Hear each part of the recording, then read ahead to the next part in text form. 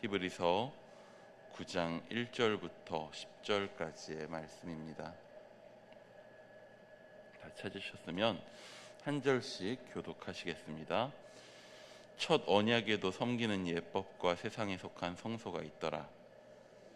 장막이 있고 그 안에 등잔대와 상과 진털병이 있으니 이는 성소라 일컫고, 또 둘째 휘장 뒤에 있는 장막을 지성소라 일컫나니 금양로와 사면을 금으로 싼 언약궤가 있고 그 안에 만나를 담은 금과 아론의 쌍난 지팡이와 언약의 돌판들이 있고 그 위에 속죄소를 덮는 언약의 그룹들이 있으니 이것들에 관하여는 이제 낱낱이 말할 수 없노라. 이 모든 것을 이같이 예비하였으니 제사장들이 항상 첫 장막에 들어가 섬기는 예식을 하고, 오직 둘째 장막은 대제사장이 홀로 1년에 한 번 들어가되 자기와 백성의 허물을 위하여 드리는 피 없이는 아니하나니, 성령이 이로써 보이신 것은 첫 장막이 서 있을 동안에는 성소에 들어가는 길이 아직 나타나지 아니한 것이라. 이 장막은 현재까지의 비유니 이에 따라 드리는 예물과 제사는 섬기는 자를 그 양심상 온전하게 할 수 없나니, 이런 것은 먹고 마시는 것과 여러 가지 씻는 것과 함께 육체의 예법일 뿐이며 개혁할 때까지 맡겨둔 것이니라. 아멘. 휴가를 앞두고 휴가 때 계획을 미리 세우게 됩니다. 그렇게 하지 않으면 안 됩니다. 계획해야 예약할 수 있고 미리 계획하지 않고서 그때 가서 어디를 가야 할까 생각할 수가 없기 때문입니다. 갈 곳을 정하고 갈 곳을 어떻게 갈지를 마련하고 계획하고 그 모든 것들을 예약하고 준비해야 합니다. 그때가 되면 또 할 일들이 있겠지만 어찌되었건 여행에는 사전 준비가 필요한 것입니다. 여행의 시작을 어디서부터로 보아야 할까요? 여행지에 도착해서부터일까요? 아니면 집에서 나서는 순간부터일까요? 저는 여행의 시작은 여행을 준비하는 단계에서부터 시작된다고 생각하는 사람입니다. 어디를 갈지 무엇을 할지를 준비하고 계획하는 그 모든 과정에서 이미 설레기 시작합니다. 기대감을 가지고 우리가 무엇을 할 수 있을지를 생각하는 과정은 오늘 내가 일상을 살아가지만 일상을 벗어난 생각들을 해줄 수 있게 합니다. 성경의 전체 이야기도 한편으로는 이렇게 이해해 볼 수 있습니다. 여행의 이야기입니다. 성경의 주인공이 누구입니까? 바로 하나님입니다. 성경은 철저하게 하나님의 이야기입니다. 하나님이 이루신 창조와 그 창조 세계가 하나님을 배신하는 것을 보여줍니다. 그리고 성경 대부분의 이야기는 뭐냐면 그 창조 세계를, 피조 세계를 되찾으시는 하나님의 이야기를 보여주고 있습니다. 한마디로 성경 대부분의 이야기는 잃어버린 자신의 피조 세계를 되찾으려 하시는 하나님의 긴 여정을 담고 있는 것입니다. 그리고 세상을 되찾는 하나님의 여정에 가장 중요한 장면이 있습니다. 그것은 하나님이 직접 사람으로 이 땅 가운데 찾아오신 여정일 것입니다. 바로 예수 그리스도의 이야기가 하나님의 그 여정의 핵심입니다. 사람으로 낮아지시고 사람이 받아야 할 저주를 십자가에서 받으시고 사람이 이르러야 하는 죽음을 맛보시고 죽은 자 가운데서 사흘 만에 다시 살아나신 그 사건이야말로 하나님의 그 여정의 중심이라 할 수 있습니다. 근데 이 여정에 있어서도 중요한 것이 있습니다. 하나님의 이 여행 계획은 홀로 땅에 와서 일들을 이루고 돌아가시는 데서 끝나는 것이 아니라는 것입니다. 하나님은 이 여행의 메인 이벤트, 그것을 이루심으로 자신이 이제 되찾게 된 백성들이 자신의 여행에 함께 동참하는 것을 기대하십니다. 그렇기에 중요한 것은 이 땅에 오신 하나님, 즉 예수님의 하신 일을 보고 그 일에 대해서 사람들이 하나님의 여정이 무엇인지를 이해할 수 있어야 하는 거죠. 예수님이 하나님이심을 사람들이 알 수 있고 볼 수 있어야 합니다. 하나님이신 예수님이 죽임을 당할 수밖에 없었던 그 이유를 사람들이 이해할 수 있어야 됩니다. 그리고 예수님이 부활할 수밖에 없는 그 이유 또한 사람들이 알 수 있어야 하는 거죠.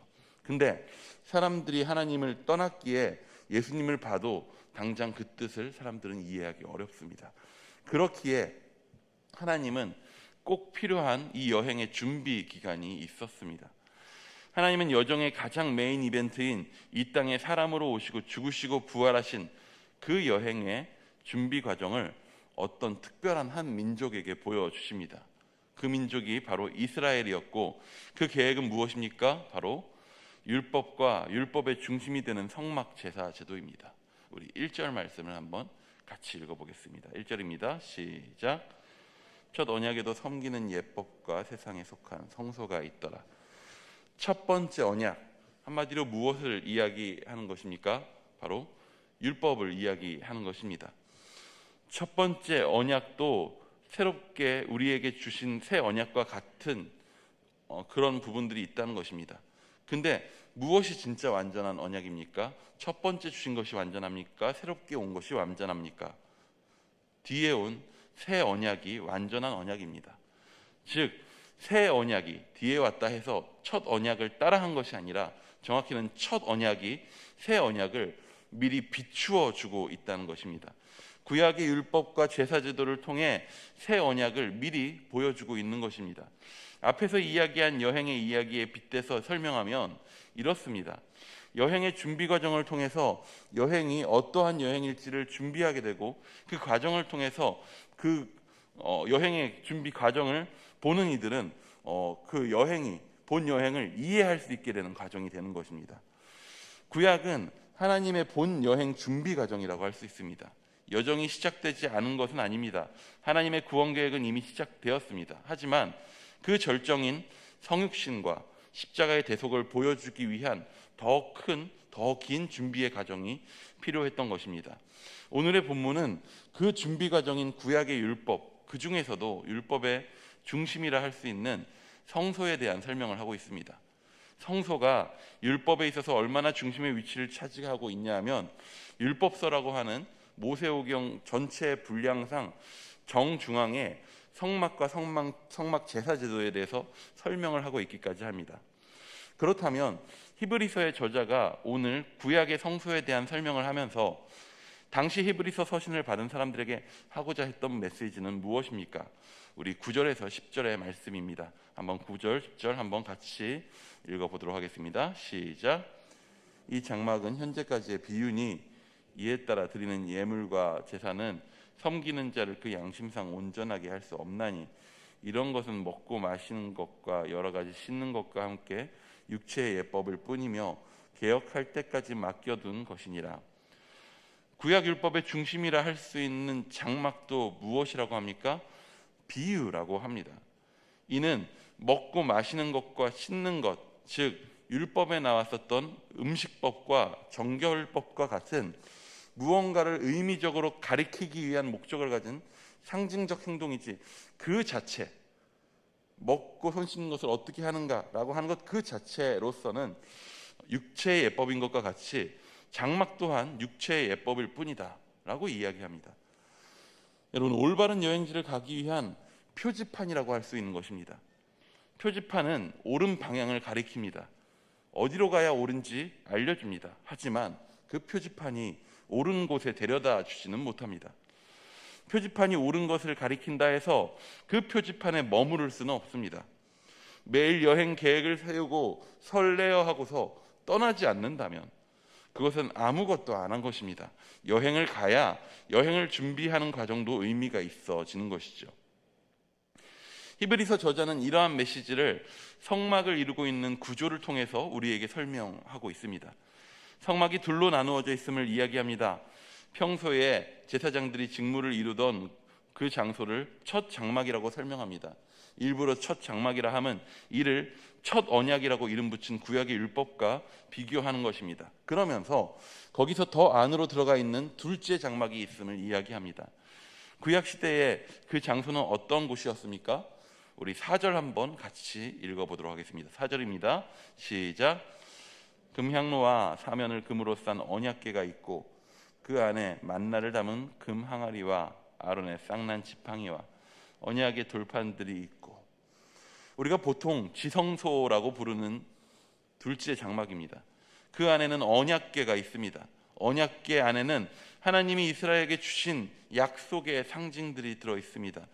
이스라엘은 언약궤를 하나님의 발등상이라고 불렀습니다. 발등상이 무엇입니까? 의자에 앉은 이가 발을 얹어 놓는 곳입니다. 즉 발등상이란 그 자리의 주인이 임재한 곳의 의미를 갖습니다. 하나님은 이스라엘과의 언약을 매개로 그들 안에 임재하신 것입니다. 지성소는 하나님이 친히 실제적으로 이스라엘 가운데 임재하신 곳이었습니다. 그렇다면 그곳에서 어떠한 일이 이루어집니까? 우리 7절 말씀도 한번 같이 읽어봅니다. 7절입니다. 시작. 대제사장이 홀로 1년에 한 번 들어가되 자기와 백성의 허물을 위하여 드리는 피 없이는 아니하나니. 지성소는 1년에 단 한 번 대속죄가 이루어지는 곳이었습니다. 매일 드리는 제사가 그 제물을 바치는 자를 온전하게 하지를 못합니다. 그들의 양심을 온전케 하지를 못합니다. 매일 드리는 제사, 즉 매일 반복된다는 사실 그 자체가 그들의 드리고 있는 제사가 한계를 지니고 있음을 드러내는 것입니다. 매일 반복해야 할 수밖에 없는 제사. 지성소에서 이루어지는 대속죄일의 제사 또한 매일 드려지는 제사의 한계를 보여줍니다. 매일 드리지만 온전하지가 않습니다. 놓치는 죄들이 있을 수밖에 없습니다. 매일 쌓이는 죄를 완전히 기억하고 다 제사를 드릴 수 없습니다. 그래서 그 모든 것을 어찌 보면 한 번에 청소하는 대속죄일이 필요할 수밖에 없었던 것입니다. 하지만 대속죄가 드려지는 지성소로 나아가는 길은 어떻습니까? 완전함으로 나아가는 길은 어떻습니까? 가려져 있습니다. 장막으로 나뉘어져 있습니다. 하나님께 온전하게 나아갈 길이 막혀 있습니다. 그런데 여러분, 누가 이 장막의 나님을 찢고 하나를 이루십니까? 누가 그 길을 완전하게 하십니까? 우리의 완전한 제물 대신 예수 그리스도의 피가 자신의 육체를 찢어 지성소의 휘장을 찢으셨습니다. 이를 통해 하나님 앞에 나아갈 수 없었던 우리가 하나님 앞에 나아갈 수 있게 되었습니다. 성소에서 매일 드려지는 제사는 그 매일의 수고로운 과정을 통해서 우리의 죄의 비참함을 깨닫게 할 수 있습니다. 드려지는 제물의 죽음을 보고서는 죄의 파괴성이 얼마나 심각한가를 느끼게 합니다. 하지만 아무리 우리의 죄의 비참함을 느낀다 하여도 그것이 우리를 온전케 하지는 못합니다. 매일 드려지는 구약의 제사는 모든 율법과 마찬가지로 방향을 가리키는, 옳은 곳이 어디인가, 우리가 어디로 가야 하는가를 가리키는 표지판입니다. 하나님의 구원 여정이 어디를 향해 있는가를 보여주는 여행 계획인 것입니다. 그렇다면 우리는 어디로 가야 합니까? 그 표지판이 가리키는 곳으로 나아가야 합니다. 그 여행 계획이 이루어진 곳이 어디인지 찾아 나아가야 합니다. 거기가 어디입니까? 바로 예수 그리스도입니다. 히브리서 저자가 왜 히브리서의 수신자들에게 썼습니까? 우리의 눈앞에 이미 예수 그리스도께서 오셔서 그의 모든 구원을, 계획을, 여행을 성취하셨는데 히브리서의 수신자들은 또다시 구약의 율법으로 돌아가려고 했기 때문입니다. 뭔가 더 형식이 있길 바랬습니다. 뭔가 더 고상해 보이는 걸 원했습니다. 뭔가를 자기 스스로 지켜냄으로써 자신의 수고로 구원을 이루어내는 것 같은 그런 느낌을 누려보고자 하는 마음이 있었습니다. 이것은 사실 그들이 추구하고자 했었던 구약의 율법이 추구하는 바도 아니었습니다. 구약의 율법은 끊임없이 우리가 나아가야 할 것이 예수 그리스도임을 가리키는 표지판 역할을 했습니다. 근데 우리가 그 표지판을 붙들고 옳은 것을 입으로만 떠들며 그 표지판에 머문다면, 이 표지판은 옳은 것을 가리키고 있어라고 하면서 즐거워하며 거기에 머물러 있다면 우리는 신약뿐만 아니라 구약을 통해서도 우리에게 은혜가 무엇인지를 보여주신 하나님의 구원 여정을 깡그리 무시해 버리는 행동을 하게 되는 것입니다. 그래서 히브리서 저자가 그렇게나 열심히 1장부터 설명해 온 것입니다. 예수 그리스도는 율법의 전달자였던 천사보다 우월하신 분이라고, 예수 그리스도는 율법을 받은 모세보다 더욱 우월하신 분이라고, 예수 그리스도는 율법을 받은 백성을 약속의 땅으로 인도한 여호수아보다 우월하신 분이라고, 예수 그리스도는 약속의 땅에서 율법에 따라 지어진 성소와 그 안에서 제사를 주관하는 대제사장, 그리고 심지어 거기에 드려지는 거룩한 어떤 제물보다도 우월하신 분입니다 라고 열심히 설명해 온 것입니다. 그렇다면 오늘 우리는 이 메시지 속에서 무엇을 들어야 합니까? 우리 마음은 끊임없이 우상을 만들어냅니다. 종교개혁자인 마틴 루터가 이야기했던가요? 사람의 마음은 우상 공장입니다. 우상이 무엇입니까? 만들어진 신상, 어떤 것의 형체, 하나님 아닌 신앙의 대상 등등 여러 가지 모습으로 설명할 수 있겠지만 결국엔 이것입니다. 나의 구원을 나의 수고로 이루려 하는 태도입니다. 내 손에 잡히는 신상을 통해 우리가 맞는 신앙적 기준을 가지고 그것을 내가 지켜 이루어 그것을 통해서 마치 내 구원을 이룬다고 생각하는 태도입니다. 우리가 드리는 예배에 대한 태도가 잘못되어 갈 때가 있습니다. 히브리서의 수신자들이 구약의 율법을 잘못 이해하고 은혜에서 멀어진 것처럼 우리가 드리는 예배에 대한 태도가 원래로부터 멀어질 때가 있습니다. 주로 어떤 모습으로 드러나는가? 우리가 예배 드림으로써 무언가를 이루려 하는 태도가 우리가 예배에 나아오는 하나님께 나아가는 우리의 중심이 되어가고 있을 때 그것은 매우 위험한 상태가 되는 것입니다. 우리의 예배는, 우리가 드리고 있는 이 예배는 무언가를 이루는 자리가 아닙니다. 우리가 성실히 참여함으로써, 우리가 최선을 다해 노래함으로써, 우리가 잘 들음으로써, 우리가 열심히 기도함으로써 무언가를 이루려는 자리가 아닙니다.